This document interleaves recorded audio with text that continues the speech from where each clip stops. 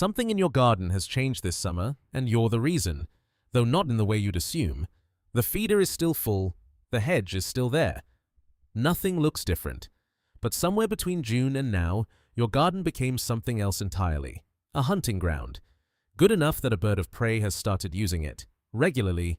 And the silence you've noticed, the sudden freeze, the birds that vanish and don't come back for 20 minutes, that's not your garden going quiet. That's your garden being hunted.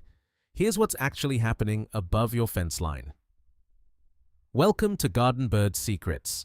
If you're new here, subscribe, because what you're about to learn will change every morning you spend in your garden. You probably think a sparrowhawk in your garden is bad news for the birds you love. By the end of this, you won't think that anymore. There are 5 reasons it's showing up more this summer: timing, inexperience, geography, history. And one final truth that flips the whole story. That last one is the real reason to stay. When a sparrowhawk appears, the birds in your garden don't scatter in every direction. Most of them do the opposite. They go still. This isn't panic. It's strategy. A sparrowhawk hunts by sight and by movement. A bird that bolts across open ground gives its position away with every wing beat. A bird that freezes, tucked into the base of a hedge or flattened against a branch, becomes almost impossible to track. Researchers studying predator-prey behavior have long documented this response across small garden species. Stillness, not speed, is the first line of defense. In your garden, this means the silence that follows a sparrowhawk's pass isn't birds giving up. It's every bird doing the one thing most likely to keep it alive. They are not gone. They are hiding in plain sight, a few feet from where you're standing. July and August are not a random window. This is when young sparrowhawks leave the nest and begin hunting on their own for the first time. Nest monitoring data collected across the UK shows a consistent pattern. Fledgling sparrowhawks are clumsy. They miss. They misjudge distance, mistime their approach, and choose targets that are, frankly, easier than the ones an experienced adult would go for. A garden with a feeder pulling in the same small birds every day, at the same time, in the same predictable spot, that's not a difficult hunt. That's practice. In your garden, this means the sparrowhawk you're seeing more often in July isn't necessarily the same one you've always had nearby. It may well be young, inexperienced, and learning the exact skill it needs to survive its first winter, and your garden is where that education is happening. Sparrowhawks are ambush hunters. They don't circle in the open like a buzzard. They use cover, a hedge, a fence line, a dense shrub, to get close before the final, explosive dash. A typical British garden gives them exactly that. Feeders concentrate prey in one predictable location. Hedges and borders offer the low cover a sparrowhawk needs to approach unseen.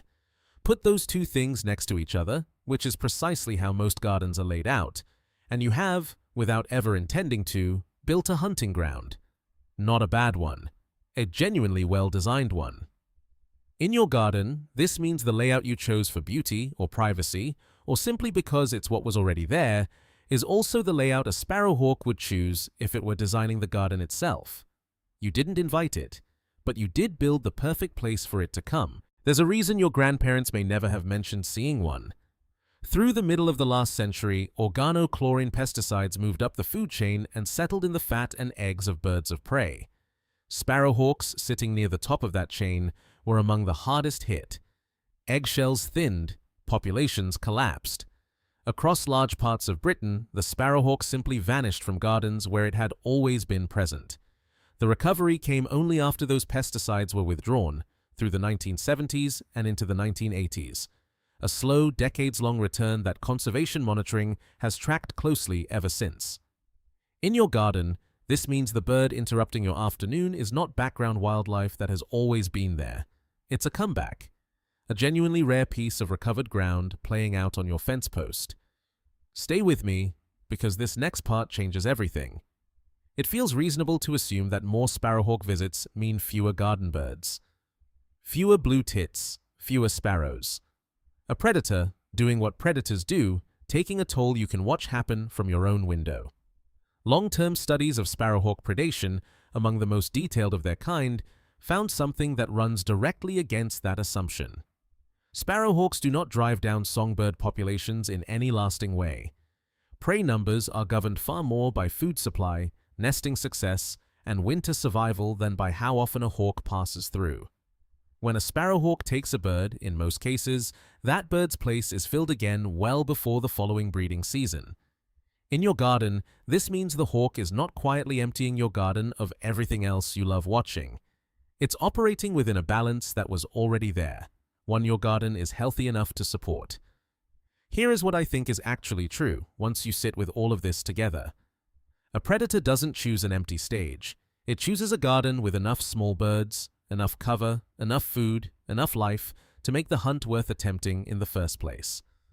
The sparrowhawk isn't a sign that something has gone wrong in your garden. It's closer to the opposite. It's a sign that everything underneath it, the feeder, the hedge, the nest boxes, the years you've spent getting this small patch of Britain right, is working well enough to support a predator at the very top of it. And there's a decent chance it isn't a different hawk every time. Sparrowhawks often return to the same hunting ground, season after season, once they've learned it's productive. If you felt like you're seeing the same bird, the same shape, the same line across the same fence, you may well be right. You didn't fail your garden birds. You built them a home so complete, even the hawk wanted in. And that's really the whole of it. Not a warning, not something to fix, just a small, quiet piece of evidence, sitting on your fence post, that you got something right. Tell me in the comments. I read every single one. These are the stories I carry with me longest. I'll see you in the garden.